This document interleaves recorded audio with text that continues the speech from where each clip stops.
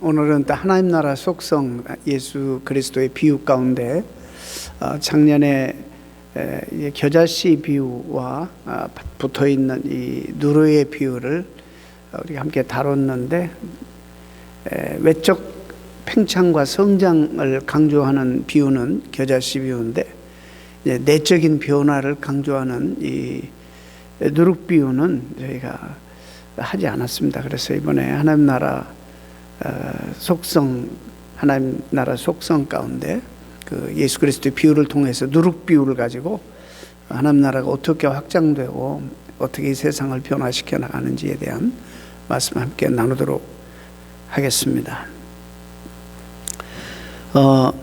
우리는 너무나 뭐에 이렇게 익숙해져 있고 오리엔테이트 되어 있느냐면 좀 외적인 것, 그리고 크고 거창한 것, 이런 것들에 익숙해져 있습니다.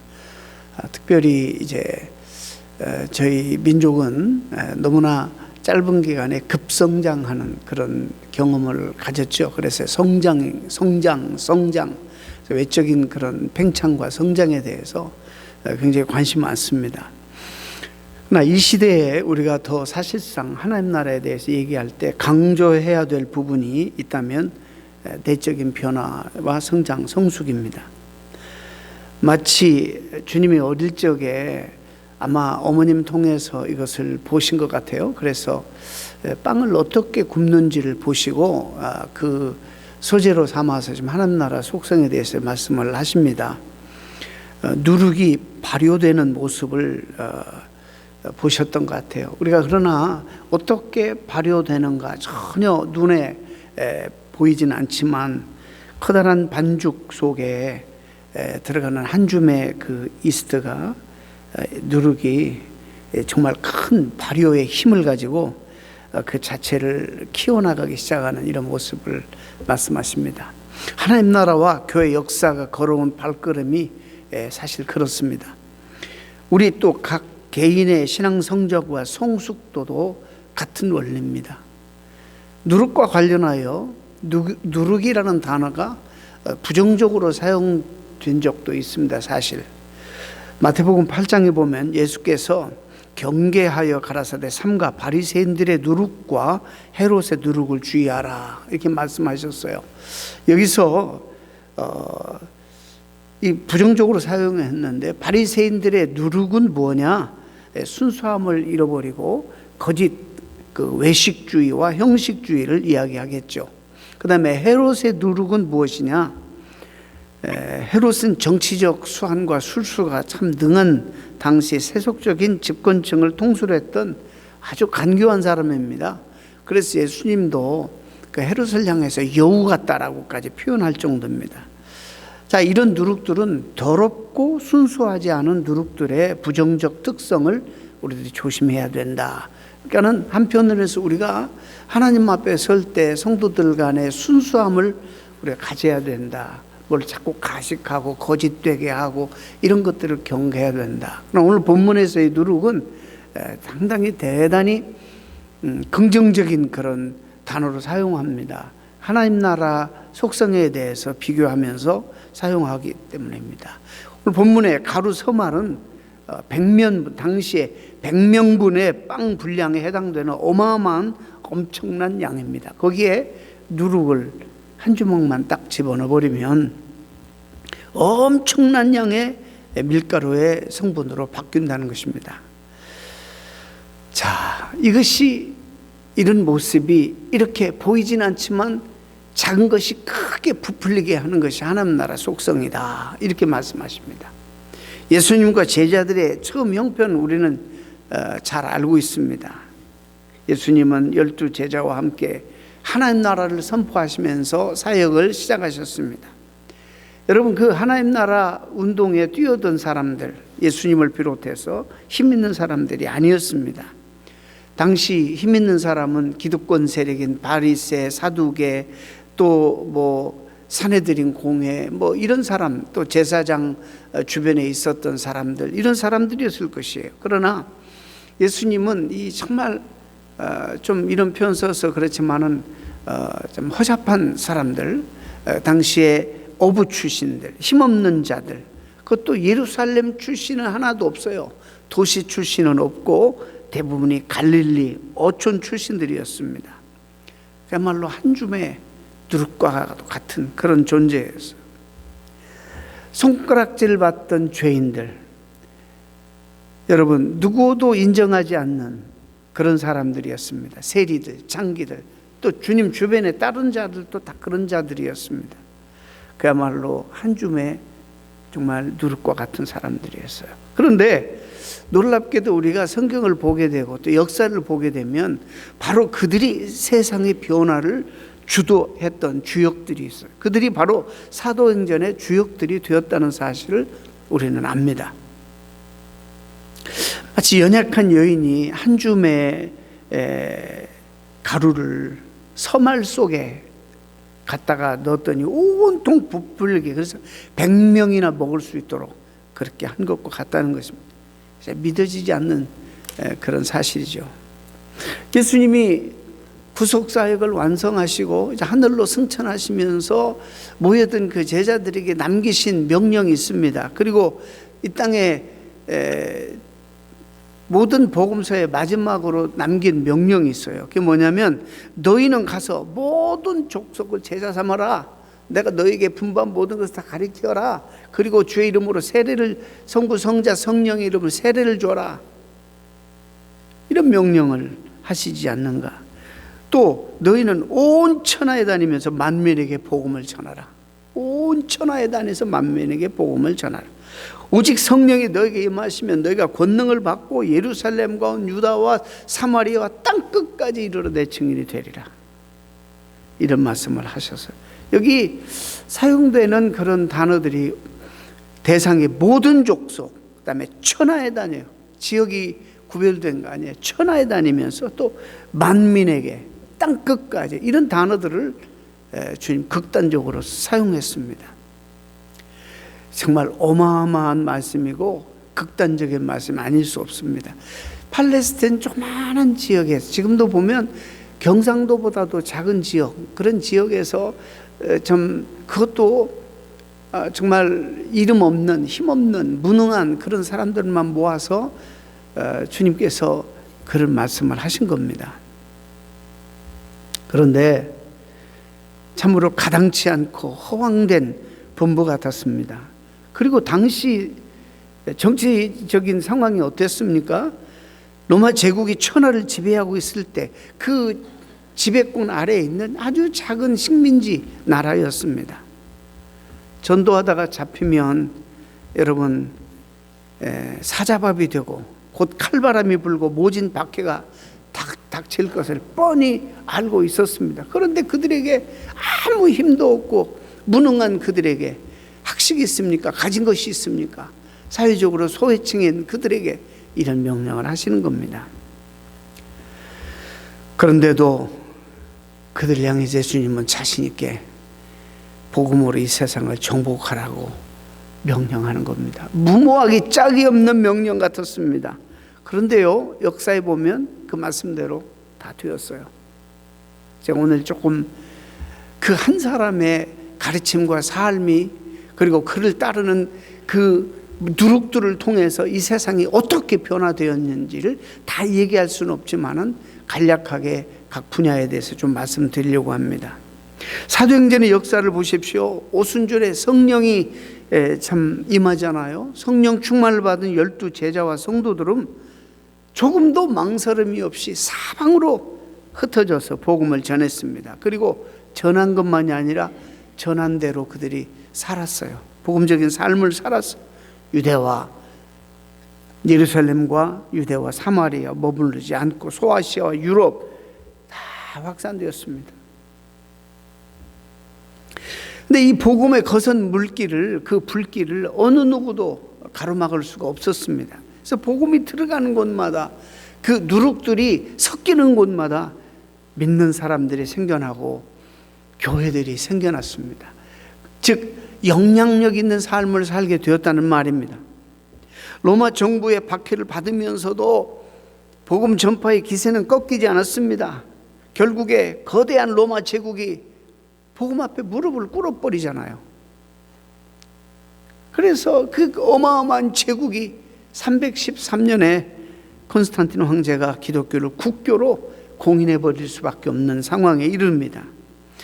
이것이 그 짧은 기간 동안에 그 허접한 사람들을 통해서 주님이 원누룩은 예수님이지만 예수님의 가르침과 삶을 따랐던 그들을 통해서 제국이 무너지게 됩니다. 복음으로.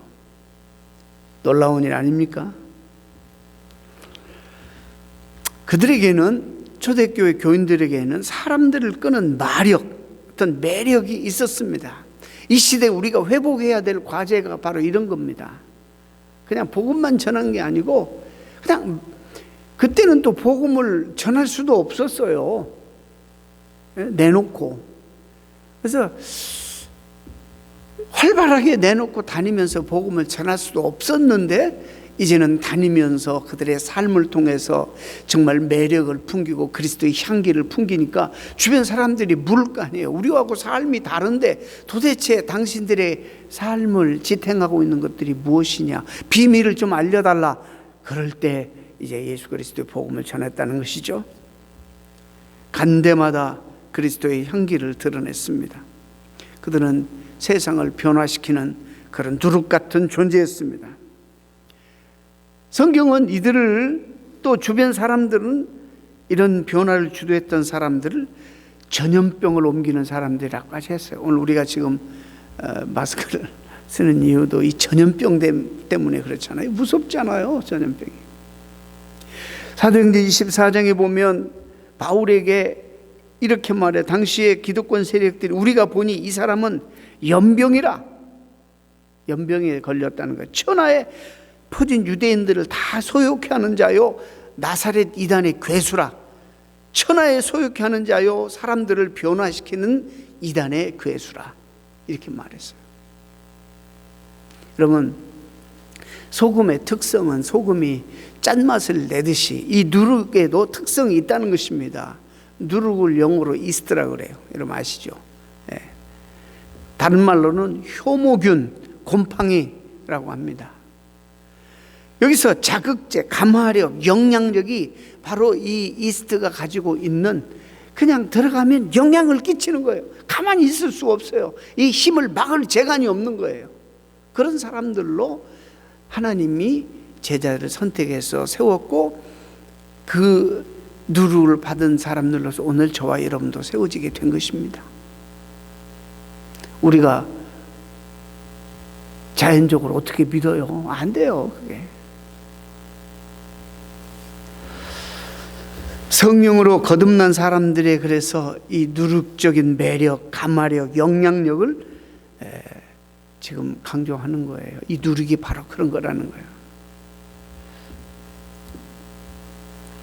그러면서 원누룩은 예수 그리스도지만은 이제 그 이후에 예수 그리스도의 가르침과 삶을 따르는 모든 사람들을 뭐라고 불러요? 그리스도를 따르는 그리스도인들이라. 이게 우리끼리 만든 말이 아니라 밖에 있는, 저기 안 믿는 사람들이 붙여준 별명이에요. 즉 예수쟁이들이라고, 예수 따르는 자들이라고, 예수께 속한 자들이라고, 예수님이 말씀한 대로 살고 그 말씀을 또 계속 증거하며 사는 예수께 속한 사람이라, 이렇게 말했어요. 여러분, 밀가루 자체에는 생명력이 없습니다. 이 세상 자체는 우리가 흔히 쓰는 말로 자정 능력이 없습니다. 세상은 능력이 없어요. 스스로 절대로 변화되지 않아요. 이 세상 속에 뭐가 들어갈 때, 누룩이 들어갈 때, 이 누룩이 밀가루를 부풀리듯이 세상 속에 우리 있음으로 이 세상이 변화되는 거예요. 예수 믿기 전에 우리는 죄인으로 출생했잖아요. 이미 하나님의 생명에서 떠나 있었지 않습니까? 성경은 우리가 허물과 죄로 죽었다고 선언하고 있지 않습니까? 허물과 죄로 죽은 인생은 스스로 구원에 이를 수 없고 어떤 변화도 일으킬 수가 없는 것입니다. 타고난 본성대로 살다가 그냥 죽는 것이 바로 우리의 운명이었어요. 그런데 우리 속에, 우리 밀가루 같은 이런 아무 능력 없는 죽은 우리 속에 누룩이 임한 거예요. 누룩이. 그래서 그 힘이 우리를 변화시킨 거예요. 이 누룩이 침투에 들어오면서 밀가루 전체를 부풀리게 한 것처럼 우리를 변화시키는 거예요. 이 생명이 들어온 이후에 놀라운 변화가 우리가 일어나는 거예요. 그런 이유가 어디 있을까? 이제 하나님이 우리를 통해 세상을 변화시키려고 하시는 거예요. Transforming the world. 우리를 통해서 나 때문에, 우리 때문에 내 가정이, 내 옆에 있는 사람이 세상에 구원받고 변화시키기를 원하시는 거예요. 그래서 그들 가운데도 하나님의 나라가 임하기를, 하나님의 통치와 다스림이 임하기를 원하시는 거예요. 이 복음, 원두룩이신 예수님의 능력, 말씀의 능력, 이 복음의 능력, 이것은 머리로만 우리가 이해되는 것이 아닙니다. 가슴으로 받아들여지는 것입니다. 가슴으로 받아들인 사람만이 이 변화의 주역이 될 수 있는, 교회만 왔다리 갔다리 교회 다닌 역사만 가지고 있다고 쓰게 되는 것이 아니란 말이죠. 어떻게 이 한 사람 예수를 통해서 전 세계가 이렇게 변화될 수 있었을까? 어떻게 한 사람이 모든 분야, 예술, 과학, 정치, 경제, 교육, 그리고 가정에 이렇게 큰 영향을 끼칠 수 있었을까? 얼마나 그 삶이 대단하기에 그의 가르침과 삶이 세계 모든 문명을 망라해서 영향을 끼칠 수 있었겠는가? 여러분, 이 세상 민족들과 나라들은 사방을 둘러봐도 한결같이 예수 믿기 전에는 다 우상을 섬겼잖아요. 그래서 우상들이, 그리고 그 잡신들이, 잘못된 사상들이 지배하고 그 지배를 받고 허무한 인생을 살아갔었습니다. 그러나 그 역사에 아주 작은 누룩이 임하기 시작합니다. 하나님 나라의 역사는 작은 것, 소수의 가치의 중요성에서 시작됩니다. 내적 성장과 내면의 변화로부터 시작되는 것입니다. 사실 한 사람으로부터 이렇게 시작되는 거예요. 한 사람 한 사람 이렇게 시작되는 거예요.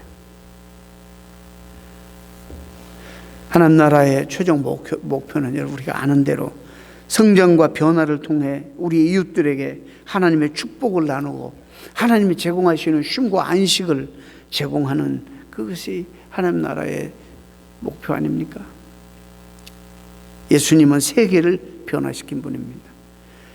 또 그를 따르는 자들을 통해서 세상의 모든 분야에 영향을 끼쳤습니다. 예수님은 화가로서 직접 그림 그린 적은 없습니다만, 또 건축가로서 위대한 건축을 하신 것도 아닙니다. 음악가로서 작곡한 것도 없습니다. 그리고 문필가로서 문학작품을, 걸작품을 낸 것도 아닙니다. 직접 정치계에 뛰어드셔서 개혁적 활동하신 분도 아닙니다. 인류 문명을 발전시키기 위해서 과학기술을 직접 개발하시거나 발명하신 그런 분도 사실 아닙니다. 직접 병원을 짓거나 아이디어를 내신 것도 아니고, 대학을 설립한 것도 아니고, 문맹 퇴치 운동을 앞서서 하신 것도 아닙니다. 노예제도 퇴치를 위해서 노력한 것도 아닙니다. 여성 권리 신장을 위해서 일선에 직접 나서 투쟁을 벌이시지도 않았습니다.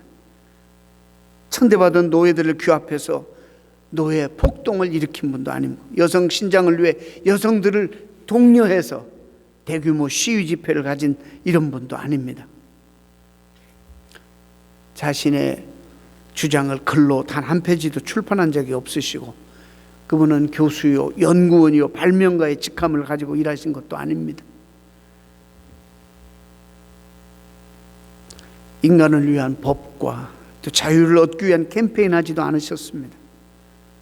그러나 그의 가르침과 그의 삶을 따르는 많은 그리스도인들을 통해서, 그가 원누룩이고 그로부터 누룩을 물려받은 이 누룩들을 통해서 세상을 주님은 변화시키셨어요. 지금도 변화를 주도하고 계시는 거예요. 그분의 영향력이 없었더라면 지구상의 많은 지역에서 여자들은 여전히 남자의 소유물로 취급받았을 것입니다. 각 가정은 지금보다 훨씬 비참한 상태로 변화되지 않은 채 존속될 것입니다. 옛날에는 그랬죠. 남편이 죽으면 그걸 굉장히 열렬하고 그래요. 여자가 따라서 죽고, 어떤 문화에서는 죽으면 왕비뿐만 아니라 몸종들도 다 같이 묻어버리는 산채로, 이런 문화도 있었습니다. 딸이나 기형아가 출생되면 굶어 죽게 내버려 두거나 산속에 갖다 버리는 민족도 있었습니다. 늙은이도 집안에 짐이 되는 그런 처지라면 우리도 그렇잖아요. 산속에 고려장치 버렸을지도 모르는 일입니다. 이분이 없었더라면 우리 한 사람 한 사람 각 개인의 인권이 오늘처럼 존중하게 보장받기는 어려웠을 것입니다. 어느 글을 읽어보니까 글래디에이터라는 말 여러분 아시지만 영화도 나왔습니다. 로마 시대의 사회 최대의 오락은 검투사들이 시합을 해서 한 사람 죽일 때까지 칼로 창으로 싸웁니다. 그래서 한 사람 딱 이러면 영화에 보셨죠? 낙다운 되면 칼을 딱 대고 쳐다보는 거예요.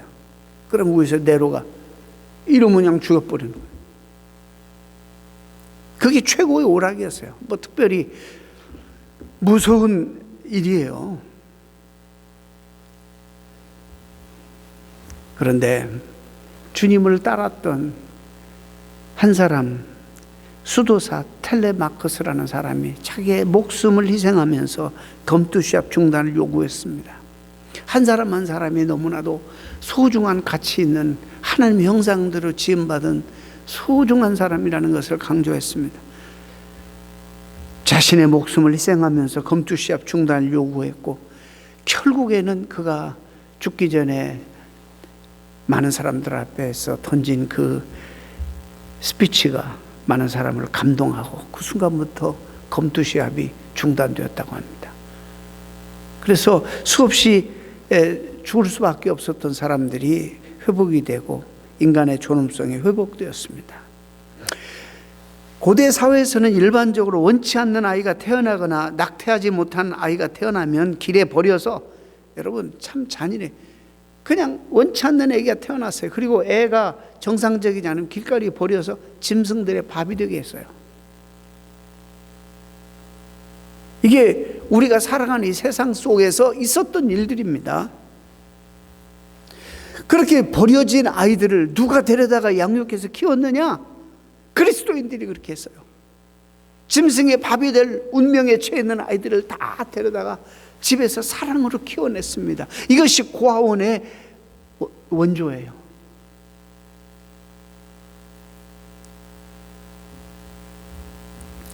그런 전통과 정신이 이어져서 이 고아들을 모아가지고, 부모 없는 고아들을 성경이 얼마나 강조합니까? 과부와 고아들을 돌보라. 다신교를 숭배했던 민족들은 신의 세계에 너무 빠진 나머지 현실과 이성을 사용하는 능력을 지나치게 무시했습니다. 그래서 무슨 일이든지 자연현상을 신의 뜻으로 그냥 치부해버렸습니다. 영을 중요시 여기고 우리의 육신을 아주 무시했습니다.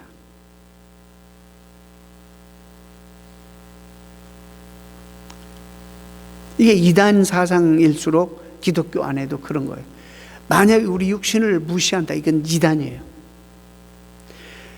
우리도 한때 한국교회가 우리 영만이 소중하고, 그러니까는 우리 육신의 욕망이 너무 세니까 사실상 금식기도 같은 것도 우리 육신의 욕망을, 뭐 좋은 의도도 있지만은 금식의 배경이 뭐냐면요, 내가 굶는 이걸 가지고 남을 구제하기 위해서 금식하라는 것이지, 그냥 무조건 내 육신의 욕망을 억제하기 위해서 금식하고 이런 식으로 했어요. 한국에는 지금까지도 사실 그래요. 뭐 어느 정도는 이해가 됩니다만은 성경의 금식의 그 이유는 바로 그런 게 있어요.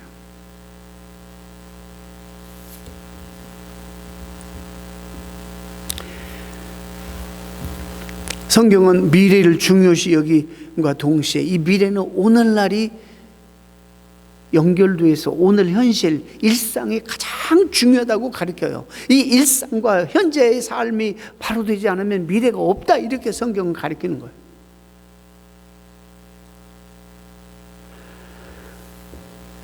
세상에서 행복하고 번성하고 땅을 정복하는 이 문화적 명령은 이 과학 발전에 크게 영향을 주었죠. 그래서 코페르니쿠스가 나오고, 여러분 갈릴레오, 뉴턴, 파스칼 전부 다 크리스찬들입니다. 여러분 다 열갈 수 없을 정도로 이 누룩들이 이 세계 역사에 끼친 영향은 말할 것이 없습니다. 예수님이 없었더라면, 그리고 이 누룩들이 없었더라면 셰익스피어가, 또 톨스토이가, 도스토옙스키가 이들이 사용했던 모든 글의 주제가 바로 성경이고, 예수님의 가르침의 원리입니다. 하찮게 여겼던 노동을 하나님의, 이건 소명이다, 하나님 부르신 일이다, 격상시킨 것도 기독교인입니다. 노동의 가치 존중은 유럽이 근대화되는데 크게 이바지했습니다. 여러분, 누가 종합병원 시작한지 아세요? 종합병원은 교회가 먼저 시작했어요. 교회들이, 그리스도인들이 병들어 죽어가는 사람들을 교회로 모아서 치료하기 시작된 게 종합병원의 원조입니다. 현대 간호제도의 창시자 잘 아는 플로렌스 나이팅게일, 크리스천이었습니다. 국제 적십자사도 헨리 듀냥이라는 크리스천이 세웠습니다. 또 박테리아를 연구해서 의료계에 획기적인 기여한 사람도 기독교인 루이스 파스테르라는 이런 사람이었습니다. 교육계도 말할 수 없어요. 그 영향을 끼친 것이. 최초로 인쇄기를 발명해 책을 만든, 그래서 대중에게 보급했던, 여러분 잘 아시죠? 구텐베르그. 처음으로 만든 책이 성경입니다. 그가 찍어낸 것이. 유럽의 파리 대학, 옥스퍼드 대학 영국의, 하이델베르크 대학 소독이 아니라 독일에, 미국의 하버드, 프린스턴, 예일, 이런 유명하고 굴지의 명문 대학을 설립한 사람이 전부 다 기독교인들입니다. 주님을 바로 믿겠다고, 바로 가르치겠다고 그런 정신으로 시작한 학교들입니다. 지금은 많이 달라졌지만, 국민 모두에게 균등한 공교육 기회를 보장한 사람들도 기독교인들이었습니다.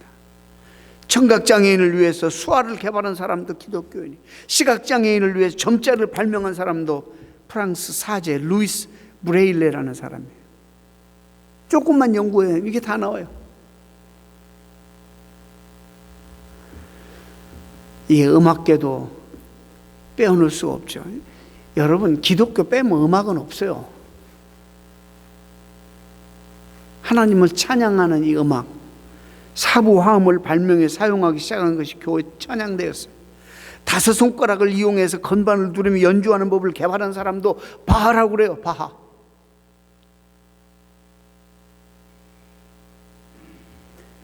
이건 더 연구를 우리 권사님 해보셔야 되겠지만, 깜짝 놀랐어요. 바하 이전에 그런 게 없었나? 이런 생각도 좀 들고.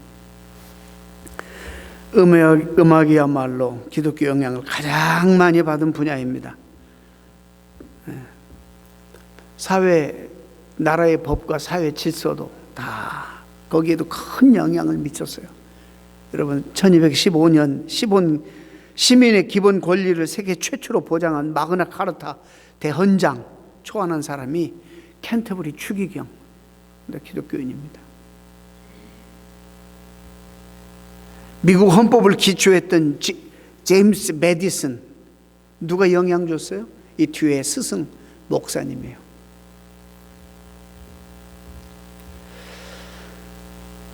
이 모든 시대의 변화는 누가 이끌었느냐?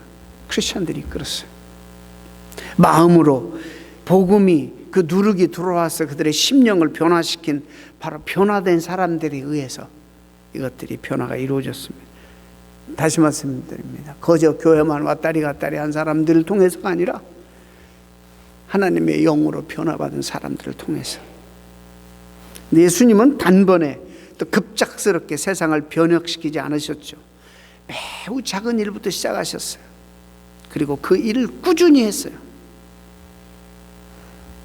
눈에 잘 보이지 않아요. 누룩이 어떻게 팽창하는지. 그런 방법으로 겉으로는 감추어진 것 같지만 하나님의 통치가, 하나님의 다스림이 한 사람에게서 그 이웃 사람에게로 전해지고 물밑으로 조용히 움직이는 변화의 운동을 일으키신 것입니다. 작은 누룩이 큰 떡 반죽 밀가루를 발효시키는 것처럼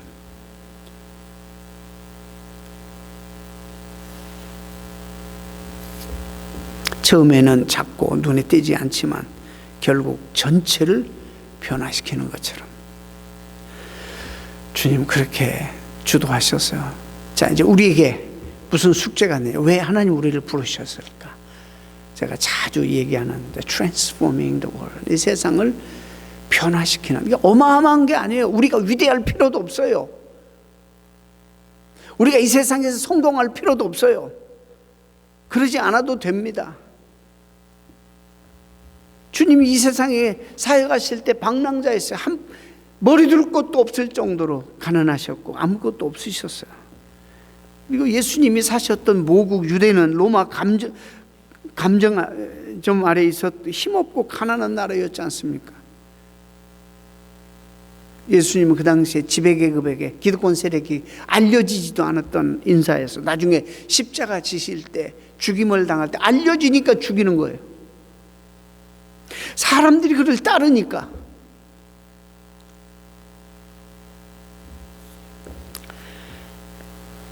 당시 학자들에게도 무시당했고 또 예수님을 따르던 제자들마저도 세상적으로 별 볼 일 없는 사람들, 존재 가치가 별로 없었던 당시 문화 가운데, 그러나 예수님과 그의 가르침을 받은 제자들이 조용하게 그 세상 속에 떡 반죽 그릇 속에 침투한 누룩처럼 세상에 누룩으로 침투하기 시작했어요.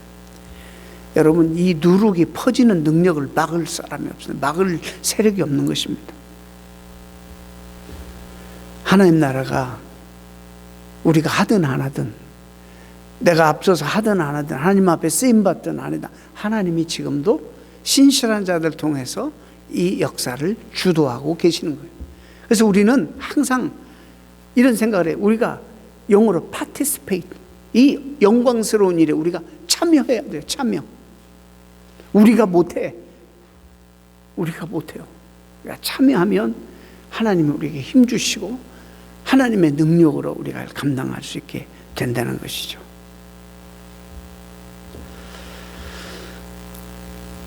세상의 문화는 계속 발효되고 변화가 지속되고 있습니다. 아무리 세상이 악하고 살기가 힘든 그런 방향으로 한쪽은 갈지라도 또 한쪽에서는 하나님의 나라가 또 왕성하게 신실한 그리스도인들 통해서 확장되고 있다는 것입니다. 이 변화는 일시적이거나 격동적인 변화가 아닐 것입니다. 점차적이면서도 차분한 변화, 소리내는 변화가 아닐 수도 있어요. 조용한 변화. 사도행전의 예를 보면 처음에는 예루살렘에서 일어난 변화는 격동적이라고 볼 수 있습니다.